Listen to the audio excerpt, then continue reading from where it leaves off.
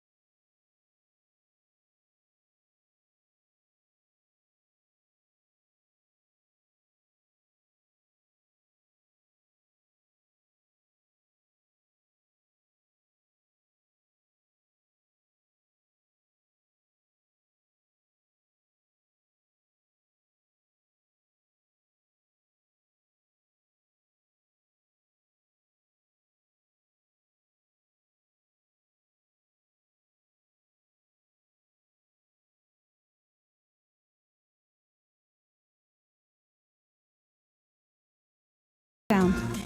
Thank you so much. Bring your arms out like this. Every single person in this room, there's someone you need to meet. Bring your arms out to the side. Thank you. Everybody close your eyes.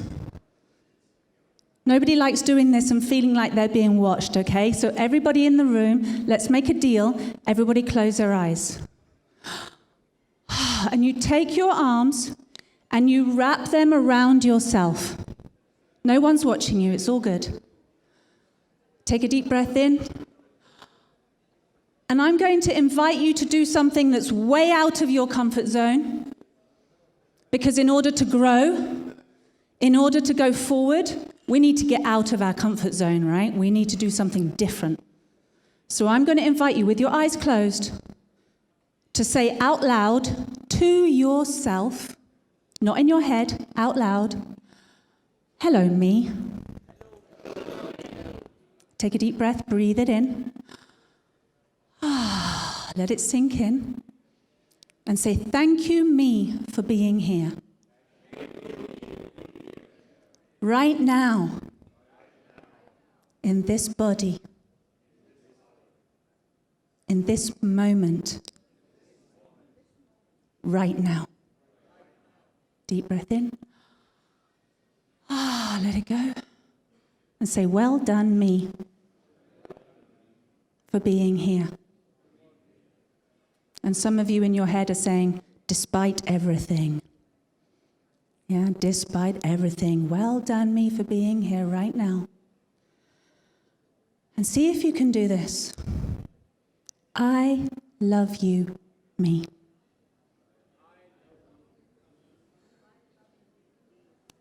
And I'm going to invite you to receive those words in. Take a deep breath, let them sink into your body. Not just hovering around in the air, not knowing where to go. And bring your hands to yourself and see how it feels in your body when you say, I love you, me. Because each and every single one of us is here for a divine reason. In this room for a divine reason, with each other for a divine reason, but also because you are here in this present moment in your body on this planet right now for a divine reason. Does anybody in this room agree with me? Are you here for a divine reason? Yes? Does anybody know why? Just look around the room for a moment.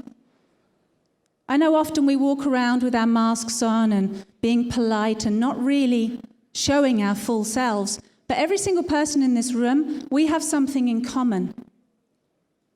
We are here because we want to make the world a better place. Yes? Yes? Yes? Do you believe, beautiful souls, that if there was more love in this world, it would be a better place for us to live? Yes or no? What about for our children? Could we do with a bit more love in this world? What do you think? Yes? Thank you. And where does the love begin? Everybody can take a seat. Thank you so much. Give yourselves a round of applause. Thank you so much for participating. That went a lot better than I thought it was going to. Okay, so why are you here? Why are you here? Not in this room, I mean in this body, in your life. Have you yet welcomed yourself into your life?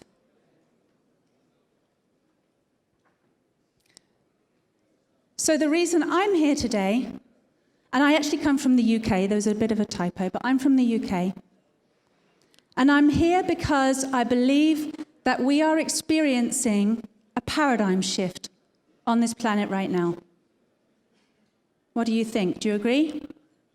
Somebody yesterday, there was a gentleman up on stage, he was talking about paradigm shift in terms of technology, right? We're having huge paradigm shift in terms of the advancements, the technology, the communication, the systems, how we interact. But I also believe that there is something else simultaneously that's having a huge impact on every single one of us. And that is a paradigm shift in consciousness. Everybody take a deep breath. Now, we know this. We find it a little bit hard to know how to navigate.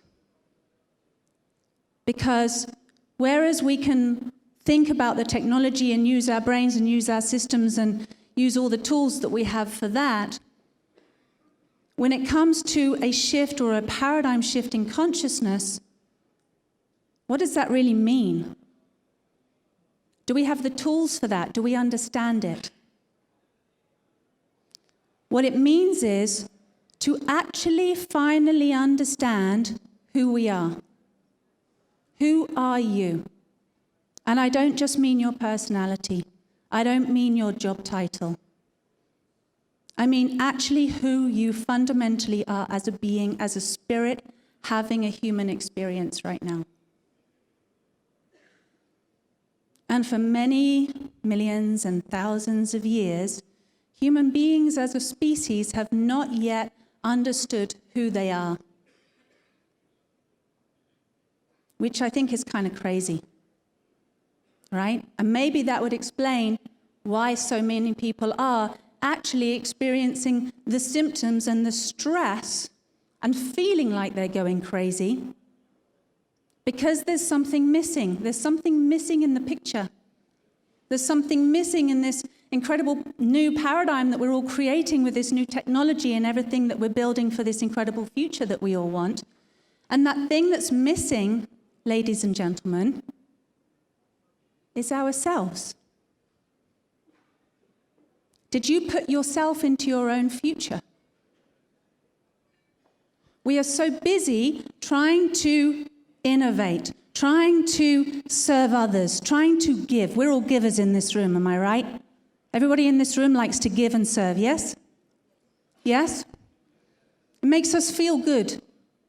We get a sense of purpose. We feel like we belong, we're contributing. Yay! It's wonderful. But again, there's somebody that doesn't get given to. We don't give back to ourselves. I mean, really give. In the way that you give and serve others, do you give and serve yourself? Because if we're not putting ourselves in the picture, and we don't know who we are, and we're trying to create a future based on not knowing, we've got a problem, I think. Right? Now, I'm going to explain a little bit more about this, but before I do, I better just tell you who I am a little bit. Shall I tell you a story? And then I'm going to introduce you to some spiritual technology to complement our digital technology. Digital technology married with spiritual technology, we might really have something. Okay, so before I introduce you to that, quickly tell you about me. So my name is Tara Love Perry. I live in Brighton, near London in England. And I'm a self-love teacher, author, and a speaker. But I was born into a kind of spiritual environment. I grew up with an enlightened master from India, northern India, in my life. I was very blessed. And I was constantly in the presence of this guru, in the presence of the satsang. You know what satsang is, right? You all know that. I listened to satsang growing up from a very, very early age. And this was in London, with a community of British people, who were truth-seeking, looking for answers. And as I grew up, I remember distinctly being 4 years old, and my parents, they were devotees, beautiful devotees, like yourselves, just wanted to give and serve and love and give and serve and love, and they gave and they gave. And for us, having nothing was more spiritual. We had a very poor upbringing, because if we had something for ourselves, it didn't feel spiritual, and so it was to give to others meant that somehow you were better. I don't know. That's just what happened. We were very poor. And when I was 4 years old, I distinctly remember looking at my mum and dad, knowing in my mind that they loved me, logically speaking. I knew that they loved me. They were loving, good people. But my problem was, and I don't think it's just my problem, I didn't feel loved. I felt like there was a huge gap between what I intuitively, instinctually knew to be an unconditional, divine kind of love. Right? I was in the light. I was a little kid, super, super sensitive, very awake, as all of you were too. All children are born super sensitive. You see far more than grown-ups think that you see. You hear far more than anybody gives you credit for. You feel what's in the room. You can hear the words that aren't being said in the room. You empathize with other people, am I right? We got any empaths in the room? Anybody here feels other people's energy or feels energy very powerfully? Feels other people's emotions? Does anybody have that in the room? Very common. A lot of it is happening more and more. But as you were a child, this was your natural ability. All children are super soft like clay, ready to receive every imprint around them. You pick everything up and you take it in. And as a child, I felt like there was this huge gap between what wasn't really being said, what didn't feel like love to me. It's like, big smile, we love you. And I'm like, I can tell something else is happening, right? But no one's telling me. And I'm aware of this beautiful, divine, pure kind of love. And I just want to go back to that. It feels like this world isn't safe. I'm aware, even though I'm very small, that there's a lot of problems going on. I can feel it. And I can feel everybody's pain around me. And I can't tell the difference because I'm a child. Who's feeling what? Like, I don't know I'm feeling everybody else. I don't know that I'm able to empathize with all the pain that's in the world, all the suffering that's in the world. because I just feel it, and I don't know why. This happens to every single one of us in this room. Some of us are more aware of it than others. And that gave me this big problem growing up, because I knew then at 4 years old, I just need there to be more love, or I do literally not want to exist in this world anymore. I don't know if anybody's relating to me here. You ever have that feeling? Thank you, sir. Thank you. I'm sure there's a lot more people that a lot more people that are feeling it than would put their hand up in this room. You just have this feeling of overwhelm. It's all too big, it's all too much, there's too much pain. I can't deal with it all. I need to get out. I need to go back to a place that feels safe, that feels like love, that feels like home. And we talked about this yesterday. There are a lot of people checking themselves out of this life. Too many people. Disturbing amount of people, either because we're creating a war to get out, or we're taking our own lives to get out. It's too much. And we wonder why, because we've got all this amazing communication, got all these amazing systems to help people, because we're all trying to help everybody. We're designing this incredible future, but the more we design our incredible future, the more people are checking out. Do we understand that? Are people happy? Do people know who they are yet? It's a serious problem. So, take a deep breath, everybody. Can everyone feel the energy in this room right now? Quite tense, like, not sure I want to feel. Breathe, it's okay. So what happened was, I had a very interesting childhood. I was actually suicidal a number of times in my life growing up. And something happened where I realized that my sensitivities, I could use them for a good purpose. And I started to do this thing called soul reading. Does anybody here know what a soul reader is? No one. Is that one person at the back? Thank you. Well, I'm not surprised you don't know what it is, because I made it up. I made up the term. It's my own label. It basically means that I have this ability to read people's souls. And the soul is a library of absolutely everything ever that's ever happened to your individual spirit, ever. This information is stored in your energetic field. This information of everything you've ever been ever is stored in your subconscious and unconscious mind. It's stored in your DNA, it's stored in your cellular memory. And I'm able to read all these different levels of energy. And actually, so could all of you if you just came to my class. We all have this ability to do it. It's like a muscle that we just haven't developed. And whilst I was doing this work, I realized it was quite useful, and I was seeing a lot of clients, and all kinds of different people were coming to me. Professional people, working mothers, wealthy people, poor people, sick people, all these different people were coming.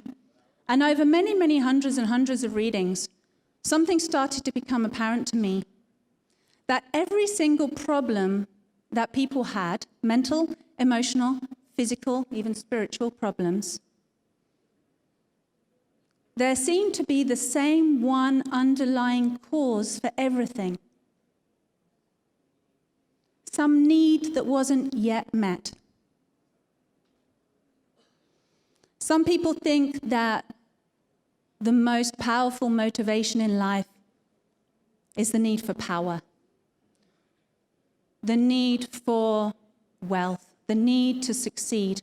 But I'm going to tell you something, and this is something you already know, that underneath every other reason you can think of, right at the bottom, every single one of us has a need to be unconditionally loved. To be seen, truly seen. To be heard, truly heard, right? To be held in exactly the right way, touched in exactly the right way, spoken to in exactly the right way by the right person at the right time. And the lack of that when we were little, mixed with this ability that we have as all children to absorb information around us, It's how we develop. It's how we literally form. We are informed by our environment, right? We're sucking up that information that's everybody else. And then we think it's us. Something's wrong with me, right? Something's wrong with me. I don't belong here. I'm not right enough. I'm not good enough. Something's wrong. This is deep, deep, deep down inside I'm talking now. And this feeling that I need to be absolutely unconditionally loved. Now, the interesting thing was, I realized I've got all these clients that I can't go out and unconditionally love every single person that's coming to me. One, I don't know if I'm that good at it. And two, that's a heck of a lot of people to go and love, and then I'm becoming responsible for their healing, for their well-being, for their transformation. I'm like, this is too big a job. I'm not responsible here. I can't deal with everybody's stuff. So what happened was, I started getting information from my connection to that light, to that divine that I spoke about when I was 4. And I started asking the question, so how? I need the know-how. I need the technology so I can help these people transform their own lives, heal themselves mentally, emotionally, physically, and spiritually, fill in those missing gaps, meet their need for unconditional love, and that they're the best person for the job. Do you understand what we're saying here? Take a deep breath. Have you ever thought of that before? If you think about yourself right now as a little kid, everything that you learned to do to get good attention, everything you started to enact, your behavior that would get you love. You would be good, you would be giving, you would be kind, or you would go the opposite way and rebel, because maybe that would get you the attention. Maybe that would get you the love, even though you didn't care, you know? If you're feisty, yes. And you think about, and if you really bring your attention within, this is the problem, right? We know instinctively and intuitively that this is actually true. It's true for every single one of us in this room, and it's actually true for every single person in the world.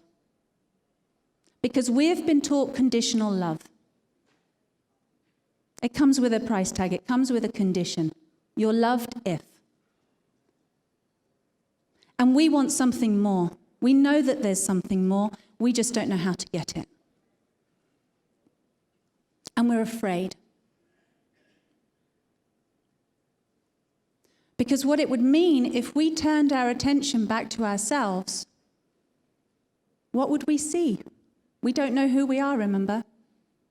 We're so good. All our attention, all our life has been going out there to other people, to connect with other people, to give, to serve, to love, to attend to, and to turn that around, all of that attention that you give out all day long, your whole life, to turn that around and plug it back into you, self-connectivity. We would be afraid of what we see, afraid to feel, afraid to really empathize and truly connect with who we are. Because there's a lot of beauty, but there's also a lot of fear. There's a lot of lack, a lot of empty gaps, a lot of empty holes, a lot of pain. Something else I also noticed when I was doing soul reading is that I could see people's kind of genetic lineage. I'd be able to look at a person and see their mother, their grandmother, their great-grandmother, their great-great-grandmother, and all the way down the line. And the same with the father and the grandfather and the great-great-grandfather. And I could see that what each generation did not understand, was not able to bring back into harmony in their own lives, was genetically imprinted into the next generation. Like a baton that gets passed in a relay race, where you say, well, this is as far as I could take my self-awareness. This is as far as I could take my ability to connect with myself, to heal these wounds, to truly be myself. And there was so much blockage. And it got passed down the line, generation after generation, just saying, I can't do this. Next. And my understanding is that we are that generation, and our children even more so, are that generation that says, you know what, there was a lot of bad that happened in the past. There was a lot of suffering, there was a lot of ignorance, there was a lot of mistakes.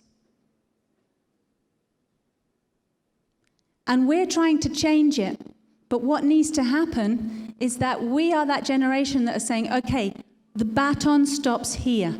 I refuse to pass this on to my children. I don't want my children to suffer how I've suffered. I want to make this world a better place so they don't have to experience what I experienced and what my family experienced. Am I right? So we are these change agents. We are the ones who have to transform all this stuff of the past in order for us to actually go forward and have a new paradigm, a truly new paradigm, where we're not taking the past into the future. And in order to do that, do you want to know how to do that? It's very simple. In order to do that, we actually have to be right here, right now, present with ourselves. Deep breath. It's the hardest thing to do, right? We'd rather live in the past or live in the future. But if we want to genuinely not just make a hash up of the future like we've done of the past, we need to learn something. We need to wake up. We need to awaken and develop and transform our consciousness to catch up with our technological developments so they don't run away with us, you know? So we are advanced enough in our awareness to deal with it. So I created a technology. It's called 7 Steps to Transformational Self-Love. I've written a book. I have programs. I'd be more than happy to share this information with you some more. And I thank you so much for your time. Thank you for having me.